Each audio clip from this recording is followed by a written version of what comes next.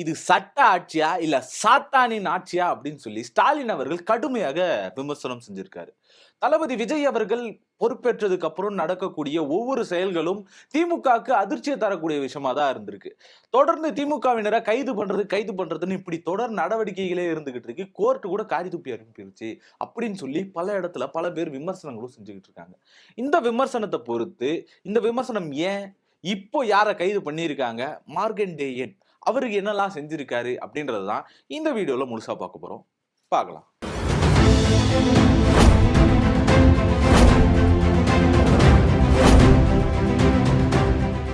வணக்கம் அன்பு தமிழ் சொந்தங்களே. அதாவது டிஎம்கேக்கு மிகப்பெரிய சரிவு அப்படின்னு சொல்லலாம். என்னப்பா எதிர்கட்சி அவங்க தான், அதிமுக தானே காணாம போயிடுச்சு, அப்புறம் டிஎம்கேக்கு என்ன சரிவு அப்படின்னு கேட்டீங்கன்னா, தொடர்ந்து தாவேக ஆட்சியில வந்ததுக்கு அப்புறம் திமுக மேல பழி சுமத்துறது ஒரு பக்கம், அவங்க தான் காரணம் எங்களால இது பண்ண முடியல, அவங்க தான் காரணம் எங்களால இது பண்ண முடியல, இது ஒரு பக்கம். யாரெல்லாம் ஆட்சியை குறித்து குறை சொல்லிக்கிட்டு இருக்காங்களோ, ஆட்சியை சரியா செய்யல அப்படின்னு சொல்லி யாரெல்லாம் சொல்றாங்களோ அவங்க எல்லாரையும் கைது பண்ற ஒரு நடவடிக்கையை தொடர்ந்து நடத்திக்கிட்டு இருக்காங்க. ஒரு பக்கம் எம்எல்ஏவா இருந்த அனிதா ராதாகிருஷ்ணன் அவர்கள், அவர் மேல முன்னாள் அமைச்சரா இருந்தாரு, அவரையே என்ன பண்ணாங்க அப்படின்னா கைது பண்ணிட்டு போனாங்க. அந்த கைதுக்கு நீதிமன்றமே வேணாப்பா, அப்படிலாம் பண்ணாதீங்க, நடவடிக்கை சரியில்லை அப்படின்னு சொல்லி திருப்பி அனுப்பிச்சு விட்டாங்க. இது ஒரு பக்கம் இருந்தாலும், இன்னொரு பக்கம் அன்பானந்தம் அவர்கள், அவர் மேலேயும் கைது நடவடிக்கை அப்படின்னு நடந்துச்சு. அந்த எஃப்ஐஆரையும் பாத்தீங்கன்னா ரத்து அப்படின்ற மாதிரி கோர்ட்டு சொல்லிருச்சு. அதுக்கப்புறம் நம்ம ஆர்ஜே சரண் இன்ஸ்டால ஜஸ்ட் வீடியோ போட்டுக்கிட்டு இருந்தாரு, அவர் மேல தொடர்ந்து கைது நடவடிக்கை. அந்த கைது நடவடிக்கை கிட்டத்தட்ட நைட்டு 4 மணிக்கு போய், விடிகாலம் 4 மணிக்கு, நமக்குலாம் நைட்டு தான், அப்படி இருக்க ஒரு சூழல்ல போய் கைது பண்ணாங்க. அவங்க தாயாருக்கே தெரியாது கைது பண்ணத. இந்த இடத்துல என்ன ஆச்சு அப்படின்னா, நீதிமன்றம் தொடர்ந்து ரத்து அப்படின்னு சொல்ற மாதிரி வந்துருச்சு. இப்ப இதே சூழல்ல தான் நம்ம மார்கண்டேயன் அண்ணன் இருக்காருல்ல, அவர் என்ன பண்ணாருன்னா, அந்த விளாத்திக்குளம் எம்எல்ஏ, அவரு முன்னாள் அமைச்சரா இருந்திருக்காரு, அவர் என்ன பண்ணாருன்னா, ஆட்சி நடத்த துப்பே இல்லைங்க உங்களுக்கு, கொஞ்சமாச்சும் ஒரு ஒரு எந்த இடத்துல எப்படி நடந்துக்கணும்ன்ற ஒரு இருக்கா, கொஞ்சம் கூட ஆட்சியை ஒழுங்கா நடத்தல. மேகதாது தொடர்ந்து மேகதாது அணை கட்டுறது, அதுக்கப்புறம் மேட்டூர் அணையில தண்ணி திறந்து விடாது, இப்படி பல்வேறுபட்ட இடங்கள்ல உங்களுடைய செயல்பாடுகள் எல்லாம் மோசமா தான் இருக்கு. தமிழ்நாட்டு மக்களுக்கு ஆதரவாகவோ மக்களுடைய நலன் குறித்த ஒரு செயல்பாடுகளும் கிடையாது அப்படின்னு சொல்லி அவர் லெப்ட் ரைட், அதுவும் பெண்களுக்கு குறிப்பா பாதுகாப்பு கிடையாது, அதுவும் இல்லாம நான் திரிஷாவை குறிப்பிடலைங்க அப்படின்னு சொல்லி வேற பேசிட்டாரு. இதுவே பெரிய அளவுல சர்ச்சையாயிடுச்சு. மானங்கெட்ட தமிழ்நாட்டினுடைய முதலமைச்சர், உன்னை சட்டமன்றத்துக்குள்ள வச்சு பாத்துக்கிறோம்டா, நாங்க என்ன கோமாளி பையில நினைச்சுக்கிட்டு இருக்கிற, சட்டமன்றத்தை பூட்டுவானா, பூட்டினா உனக்கு எலும்பு இருக்காது, உடைச்சிட்டு தான் உன்னை அனுப்பி விடுவானா. என்ன ஆகுனா எல்லாரும் திருஷா வெளுத்துக்கிறாங்க. இன்னும் அதுவே இதுவே அப்படிலாம் வேற பேசினாரு, அதை நம்ம இங்க சொல்ல முடியாது. அப்படி பேசுனதை குறித்து அது எப்படி ஒரு சிஎம் நீங்க உரிமையில பேச முடியும், அது ரொம்ப தவறான செயல் அப்படின்னு சொல்லி கைது நடவடிக்கை நடந்திருக்கு. இதே மாதிரிதான் அதுவும் அமைச்சரா இருக்கக்கூடிய ஆதவர்ஜுனா அவர்களை பேசுனதுக்கே பாத்தீங்கன்னா மாரிதாஸ், யூடியூபர் மாரிதாஸ் அவர்களே கைது செஞ்சாங்க. இது எல்லாருக்குமே தெரிஞ்ச ஒரு செயல் தான். இப்படி தொடர்ந்து இதே மாதிரி ஆட்சிக்கு எதிராக இருக்கவங்களை பேசினா கைது செஞ்சுக்கிட்டே இருக்கிறது சரியான நடைமுறை இல்ல. உங்க மேல குறை வச்சா அதை திருத்திக்க பாருங்க, ஆக்கப்பூர்வமான வேலைகளை செய்யுங்க. அதை விட்டுட்டு இப்படி மோசமா நடந்துக்கிறது கண்டனத்துக்குரியது அப்படின்னு சொல்லி ஸ்டாலின் அவர்கள் கடும் எதிர்ப்பை செலுத்தியிருக்காரு.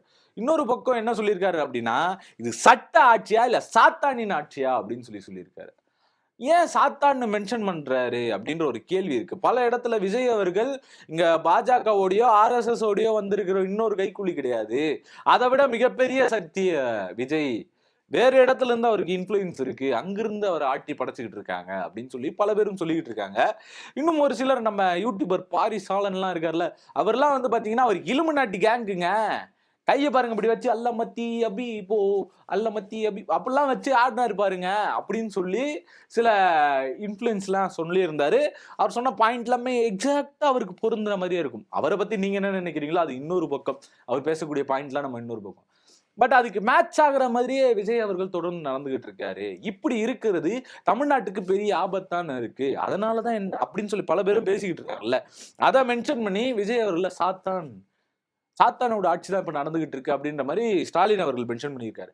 ஒரு பக்கம் கடுமையாக திமுக ஒரு தீய சக்தின்னு கடுமையா விமர்சனம், எம்ஜிஆர் தொட்டு ஜெயலலிதா தொட்டு, அதுக்கப்புறம் பாத்தீங்கன்னா விஜய் அவர்கள் திமுக ஒரு தீய சக்தி, திமுக ஒரு தீய சக்தி, இப்படி பிராண்ட் பண்ணிக்கிட்டே இருக்காங்க. இந்த பிராண்டிங் எல்லாம் கடந்து அப்படி இந்த பிராண்டிங் எல்லாம் கடந்து அரசியல் பண்ணிக்கிட்டு இருந்த திமுக இன்னைக்கு சாத்தான் ஆட்சியா அப்படின்னு சொல்லி பிராண்டிங் பக்கம் போயிட்டாங்க. இவங்களுக்கு ஏத்த மாதிரி அவங்களும் மாறி ஆகணும் அப்படின்ற ஒரு சூழல் வந்துருச்சு. இதுக்கிடையில 50-50 அப்படின்னு ஒரு மாஸ்டர் பிளான் ஸ்டாலின் அவர்கள் போட்டிருக்காரு. ஜென்சில அவங்க பக்கம் இருக்கிறதா சொல்லிட்டு இருக்கீங்களா, அதோ இறக்குறோம் கட்சியில மொத்த பேரும் ஜென்சியா இறக்குறோம் அப்படின்னு சொல்லி பாதி பேருக்கு மேல ஜென்சிகளுக்கு வந்து பொறுப்பு கொடுக்கணும் அப்படின்னு சொல்லி ஸ்டாலின் ஒரு மாஸ்டர் பிளான் போட்டு இறங்கிட்டு இருக்காரு. இந்த சூழல்ல மார்க்கண்டேயன் அவர்களுடைய கைது ரொம்ப மோசமான நிலைக்கு தள்ளப்பட்டுக்கிட்டு இருக்கு. உங்க மேல ஆட்சியில அதிகாரத்துல குறை வச்சாங்க, உங்க மேல குறை இருக்கு அப்படின்னா அதை நீங்க அப்படி நடக்கவே கூடாது, உங்க செயல்பாடுகள் அப்படி இருக்கவே கூடாது. இது பெரிய அளவுக்கு கண்டனத்துக்குரியது. சாத்தான் தான் தன்னை மீறி யார் செயல்பட்டாலும் அது ஒரு சர்வாதிகார போக்குல அவங்கள கொல்றது, அவங்கள கைது பண்றது, அவங்களை சிறை குட்டடிக்கு தள்ளுறதுன்றது தொடர்ந்து நடந்துகிட்டு இருக்கும்.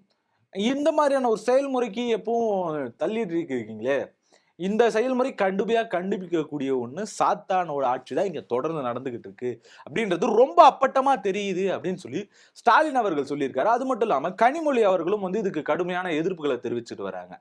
கனிமொழி இதுவரைக்கும் முழுக்க முழுக்க ஒரு பக்கம் ஸ்ட்ராங்கா வந்து டெல்லி அரசியலை பேசிக்கிட்டு இருக்காங்க. இந்திய அரசியல் உள்ள எம்பியா இருந்து அவங்க பேசிக்கிட்டு இருக்காங்க. மாநில அரசியலுக்குள்ள அவங்க என்ட்ரி ஆக போறாங்க அப்படின்னதும் இங்க பல பேருக்கு வேற வேற மாதிரி போய்கிட்டு இருக்கு. அஜித்தான்றவங்களாம் வந்து பாத்தீங்கன்னா அந்த எம்பியை நான் எதிர்த்து பயங்கரமா நான் போட்டிடுவேன் அப்படின்னு சொல்லிட்டு இருந்தாங்க. எதிர்த்து பயங்கரமா செயல்படும் அப்படின்னு சொல்லிட்டு இருந்தாங்க. அந்த சூழல்ல கூட அந்த சூழல்ல கூட தாவேக்காக்கு ஒரு டிஃபால்ட்டா கிரேடா என்ன போச்சு அப்படின்னா அஜித்தாவுடைய செயல்பாடுகள் தான். அவங்க மாத்திரை குடிச்சிட்டு போற அளவுக்குலாம் இருந்தாங்க. அப்ப கூட அவங்க பக்கம் கண்டுக்கவே இல்லை, பொருட்டே இல்லாம இருந்தாங்க. அப்படி திமுகவையும் முக்கியமா கனிமொழி அவர்களை எதிர்க்க தயாரா இருந்தவங்க, பெரியாரின் பேத்தின்னு சொல்லக்கூடியவங்க கனிமொழி அவர்கள், அவங்க அந்த அளவுக்கான அவங்களுடைய செயல்பாடுகளும் அவங்களுடைய பேச்சுக்களும் ஒரு இடத்துல போய் பசங்கெல்லாம் கலாச்சிருப்பாங்க. அவங்க ஒரு இது ஆய்வு முடிச்சுட்டு வெளியே வந்திருப்பாங்க. அது வெளியே வரும்போது பாத்தீங்கன்னா டிவிகேன்னு கத்திருப்பாங்க. நம்ம போனவங்க ஒரு நின்று அப்படி எட்டி பார்த்து ஏன் டிவிக்கு முடிஞ்சா சொல்லு பார்க்கலாம் அப்படின்ற மாதிரியான இங்கிலீஷ்லயே அடிச்சிருப்பாங்க. அவங்களுக்கெல்லாம் பதில் சொல்லவே முடியாது. அந்த மாதிரி பயங்கரமா இது வரைக்கும் நாடாளுமன்றத்தை அலற விட்டுக்கிட்டு இருந்தவங்க இப்ப திரும்பவும் இங்க தமிழக அரசியலுக்குள்ள சட்டசபைக்குள்ள வர போறதா சொல்லிக்கிட்டு இருக்காங்க. அந்த அரசியலுக்குள்ள அவங்க ஈடுபட்டாங்க அப்படின்னா இன்னும் அது எந்த அளவுக்கு ஃபயரா இருக்கும். திமுகல ஒரு பெண் தலைவர் வர்றதுன்றது இன்னொரு பக்கம் ஒரு பெரிய அதிர்ச்சிகரமாகவும் பெரிய வேகத்தோடவும் இருக்கும் அப்படின்றது எல்லாருக்கும் பெருமளவு தெரிஞ்சதுதான். அந்த வேகம் எப்படி இருக்குன்றத நம்ம வெயிட் பண்ணி தான் பார்க்கணும். அவங்க உள்ள வந்து கடும் எதிர்ப்புகளை தெரிவிச்சுட்டு இருக்காங்க. இந்த சூழல்ல தொடர்ந்து விஜய் அவர்கள் இப்படி செய்யறது பெரிய அதிர்ச்சிக்குரிய விஷயமா இருக்கு. இவங்களை மீறி எதிர்த்து யாரும் பேசக்கூடாதுன்றத பிராண்ட் பண்ணிக்கிட்டே இருக்காங்க. அது மட்டும் இல்லாம இதுக்கு முன்னாடியே ஒரு 3-4 சேனலை வந்து முடக்கிருக்காங்க.